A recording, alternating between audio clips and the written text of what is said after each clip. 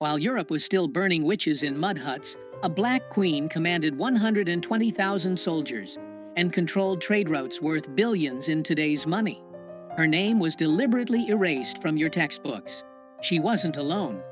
5 African queens built empires so powerful that European kings begged for their gold, then rewrote history to pretend they never existed. This is their story. Let's go back, way back. We're talking about a time when the word Europe barely meant anything. When Rome was just getting started and Greece was still figuring out democracy. During these centuries, while tribal villages dotted the European landscape, African queens were already commanding armies of thousands, building architectural marvels, and controlling trade routes that connected 3 continents. These weren't ceremonial figureheads wearing crowns for show. These were military generals who led from the front lines. Economic masterminds who controlled resources that made kingdoms rich beyond measure. Builders of civilizations so advanced that when Europeans finally arrived centuries later, they literally couldn't believe black people had created them. But here's the thing they don't teach you in school. Here's the part that gets conveniently left out of every history textbook you've ever opened. European colonizers didn't just conquer Africa. They waged a war on African memory itself. They systematically destroyed libraries, burned ancient texts, melted down golden artifacts, and demolished temples. They renamed cities, redrew maps, and when they found archaeological evidence they couldn't destroy, they simply lied about who built it. They claimed Egyptians weren't really African. They said Nubians were actually more Middle Eastern. They looked at stone cities in Zimbabwe and declared with absolute confidence that Africans couldn't possibly have built something so sophisticated. It must have been foreigners. It must have been anyone else. This wasn't accidental. This was policy. Because if you're going to enslave millions of people, if you're going to colonize an entire continent and extract its wealth for centuries, you need a story that justifies it. You need the world to believe that these people had no civilization, no history, no greatness. You need everyone to think you're bringing light to darkness, civilization to savagery. And so the lie became curriculum. The lie became fact. The lie became the only story most people would ever hear. But the truth survived. In oral histories passed down through generations. In archaeological sites they couldn't completely erase. In ancient texts written by Greeks, Romans, and Arabs who actually visited these kingdoms and wrote about their magnificence. And in the stories of 5 queens whose power was so undeniable that even centuries of erasure couldn't completely bury them. The first queen we need to talk about lived almost 3,000 years ago. Her name was Makeda, though you might know her as the Queen of Sheba.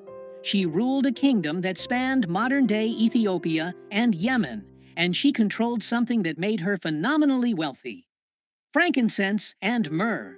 If you've only heard those words in Christmas carols, understand this.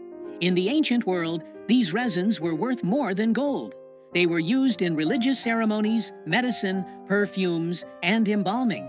Controlling the frankincense trade was like controlling oil in the modern world. Makeda didn't just have money. She had the kind of power that made other rulers need her.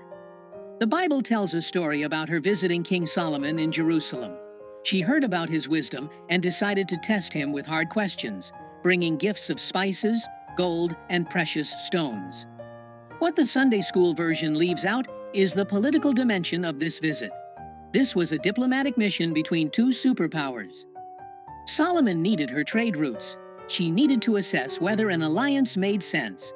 According to Ethiopian tradition, they had a son together named Menelik, who became the first emperor of Ethiopia and established a dynasty that ruled for 3,000 years. 3,000 years. Let that sink in. But here's where the erasure begins. For centuries, European scholars insisted that the Queen of Sheba must have been Arab, not African.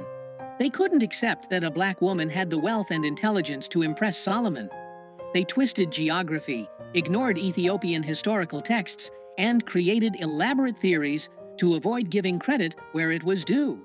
Because acknowledging that a black African queen ruled one of the ancient world's wealthiest kingdoms, that she was educated enough to challenge Solomon's wisdom, that she was powerful enough to negotiate as an equal. That would contradict everything they needed people to believe about Africa. Now let's jump forward to around 40 BCE. The Roman Empire is at its height. Caesar Augustus, the first Roman emperor, is expanding his territory in every direction. Rome is supposed to be invincible, the greatest military force the world has ever seen. And then they meet Queen Amanirenas of Kush. Kush, located in what's now Sudan, was also called Nubia. It was an ancient civilization that had been around longer than Rome itself. They had their own pyramids, their own written language, their own sophisticated society, and they had no intention of bowing to Rome. When Augustus tried to impose taxes on Nubia after conquering Egypt, Amanirenas gave him an answer he wasn't expecting. She raised an army of 30,000 soldiers, marched north, and absolutely destroyed 3 Roman forts. She didn't just defeat the soldiers, she sent a message. She beheaded statues of Augustus and buried his bronze head under the steps of a temple so people would walk over his face for eternity. That head, by the way, is now in the British Museum, though they rarely mention this part of the story. Rome was furious. This wasn't supposed to happen. They sent 10,000 legionnaires south to crush this rebellion. And then something extraordinary occurred. Amanirenas fought them to a standstill. For 5 years, this one-eyed warrior queen held off the greatest military machine in the ancient world. She used guerrilla tactics, superior knowledge of the terrain, and tactical brilliance to make every Roman victory Pyrrhic. The war became too expensive, too bloody, too difficult. And so Rome, the empire that supposedly never surrendered, did something almost unthinkable. They negotiated a peace treaty. They agreed to exempt Kush from all taxes. They pulled their troops back and let Amanirenas keep her kingdom independent. Think about that for a second. A black African queen defeated the Roman Empire. Not in legend, not in myth, but in documented historical fact. Roman historians wrote about it. Archaeological evidence confirms it. And yet, how many people have ever heard of Amanirenas? How many history classes teach that Rome lost a war to a Nubian queen? The story gets buried in footnotes, while Roman victories over barbarians fill entire chapters. Because acknowledging that a black woman outmaneuvered and defeated Roman generals disrupts the entire narrative of Western superiority. Fast forward about 1,600 years to the Kingdom of Ndongo in what's now Angola. The year is 1624, and the Portuguese have arrived in force. They're not exploring. They're not trading as equals. They're hunting for slaves to fuel the transatlantic trade that will devastate Africa for centuries. And they've just met someone who will make their lives absolutely miserable for the next 30 years. Her name is Nzinga Mbande. Nzinga was born into royalty, but she had to fight for every ounce of respect in a world determined to deny it to her. When she first met with the Portuguese governor as her brother's ambassador, they deliberately didn't provide her with a chair. It was a power move, meant to force her to stand or sit on the floor while the governor sat elevated. Nzinga refused to accept the disrespect. She gestured to one of her servants, who immediately got on hands and knees, and she sat on her servant's back as if it were a throne. She negotiated the entire treaty from that position, making it clear that she would not be looked down upon. When her brother died under suspicious circumstances and she took the throne, the Portuguese thought they could manipulate or intimidate her. They were catastrophically wrong. Nzinga proved to be a military genius who understood something the Portuguese didn't expect from an African ruler. She understood European politics. She played the Portuguese off against the Dutch. She converted to Christianity when it was politically useful, then renounced it when it wasn't. She offered sanctuary to escaped slaves and runaway soldiers, building her army with people who had every reason to hate the Portuguese. She used guerrilla warfare, scorched earth tactics, and hit-and-run attacks that left Portuguese forces constantly off balance. For 30 years, she held them off. 3 decades of warfare where the Portuguese threw everything they had at her and couldn't break her. She personally led troops into battle well into her 60s. She negotiated treaties, broke them when necessary, and refused every attempt to make her submit. When she died at age 80, she died undefeated, having freed thousands of enslaved Africans and having prevented the Portuguese from fully conquering her kingdom during her lifetime. And how did history remember her? Portuguese records called her a witch, a savage, a demon. They couldn't admit that they'd been fought to a standstill by a black woman, so they demonized her instead. For centuries, her story was either erased or twisted into propaganda about African barbarism. Only recently have historians begun to recognize her for what she actually was, one of the greatest military and political minds of her era, fighting a desperate war against an enemy that wanted to enslave her entire people.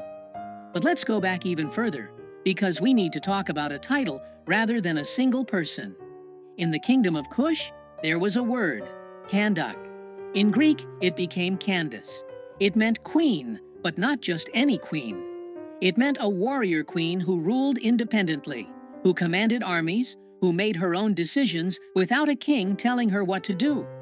Between about 300 BCE and 300 CE, multiple Kandaks ruled Kush, and their reputations were so formidable that conquerors thought twice before invading. When Alexander the Great was sweeping across the known world, conquering everything in his path, he reached the borders of Nubia and stopped. Ancient sources suggest he heard about the Kandaks and their military prowess, and decided the fight wasn't worth it. Think about that. Alexander, who conquered from Greece to India, who defeated the Persian Empire, who was called the Great, precisely because he seemed unstoppable, looked at Nubia and said, "No thank you."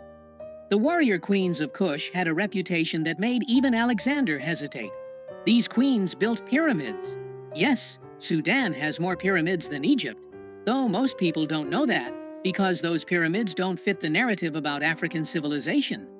They commanded armies, controlled trade routes, minted their own currency with their faces on the coins. They corresponded with other rulers as equals. The Bible mentions a Kandake in the book of Acts, though her power and position are reduced to a mere footnote in most interpretations.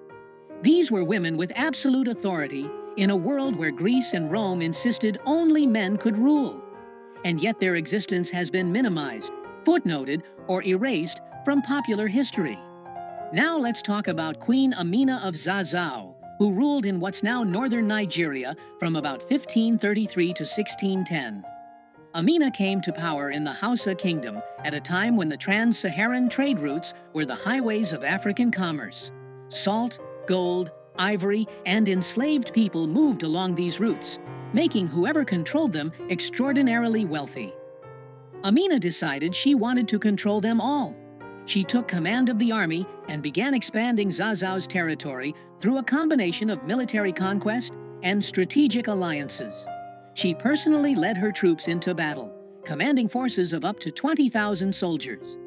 Everywhere she conquered, she built fortified walls around the cities, some of which still stand today as testament to her reign.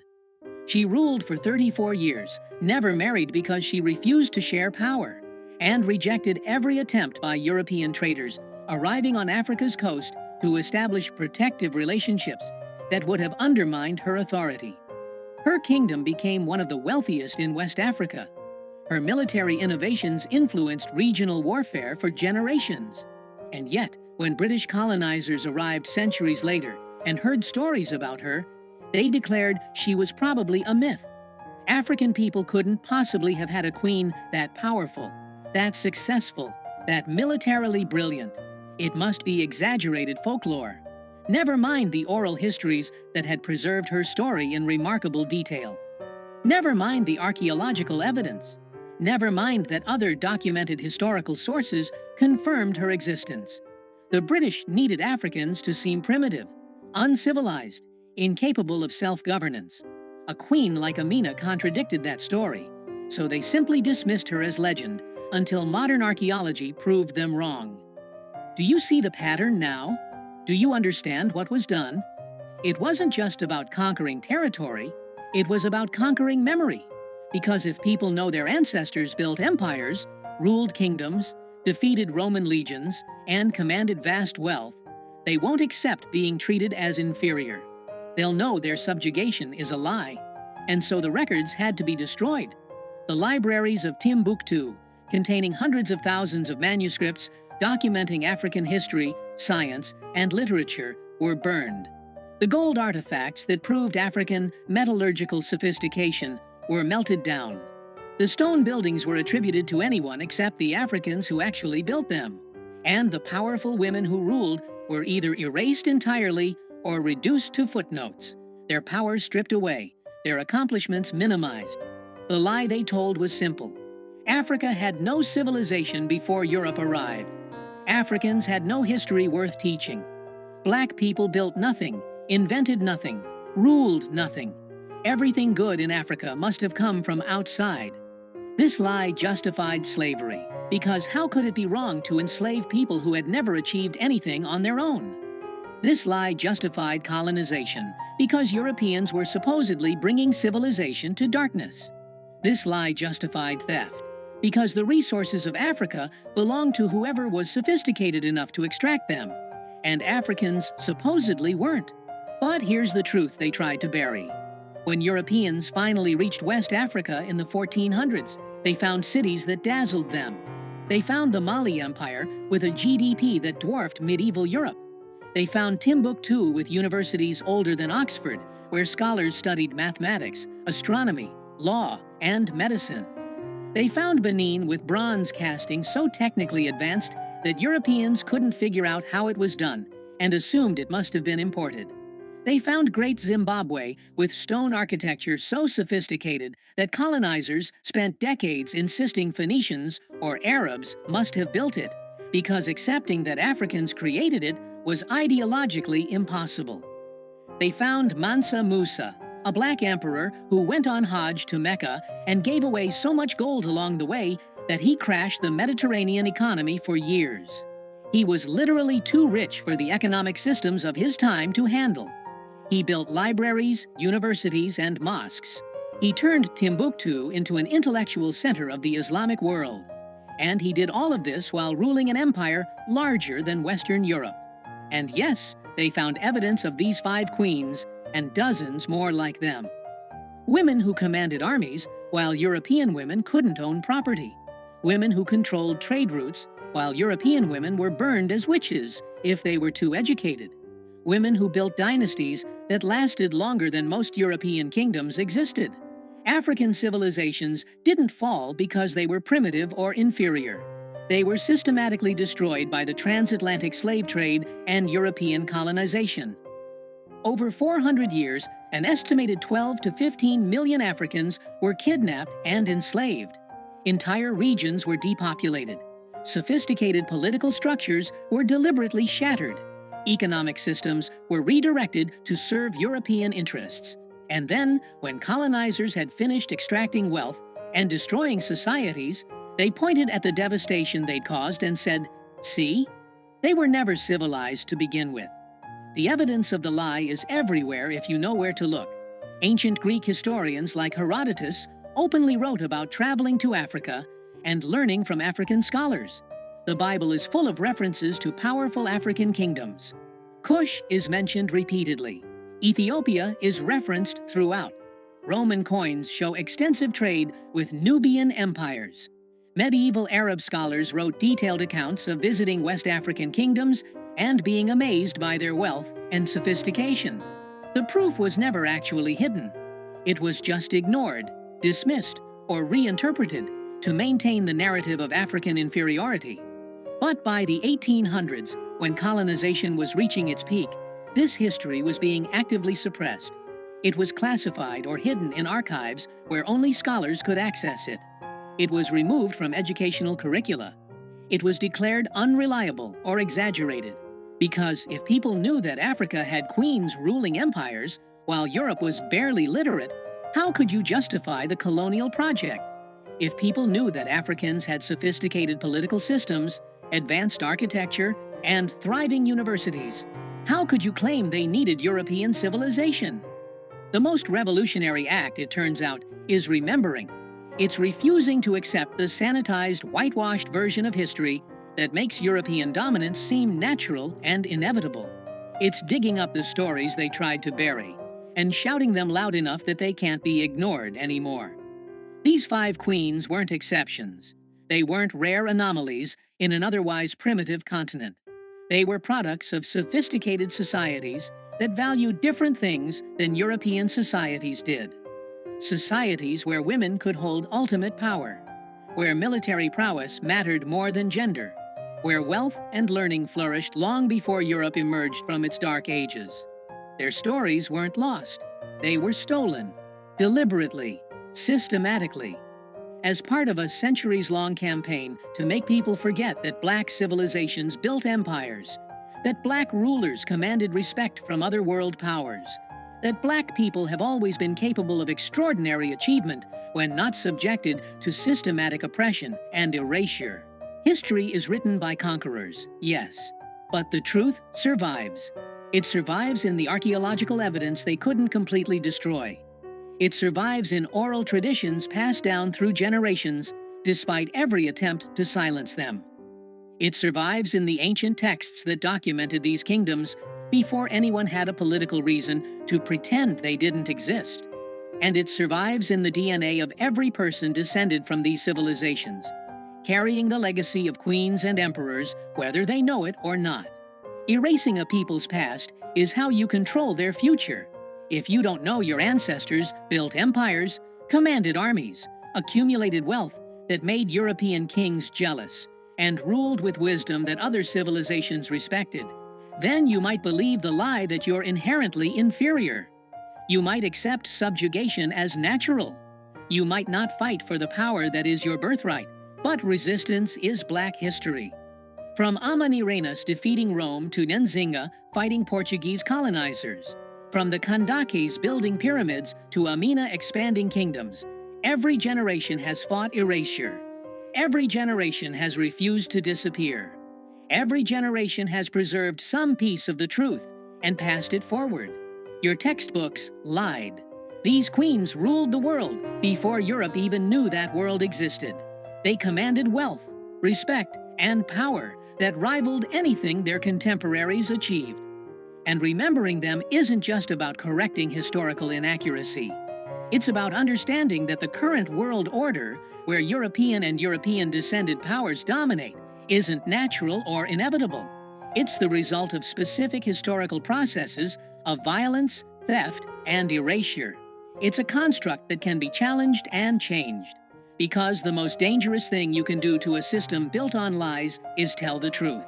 The truth that Africa had civilizations when Europe had villages. The truth that black women ruled empires with authority that made men bow.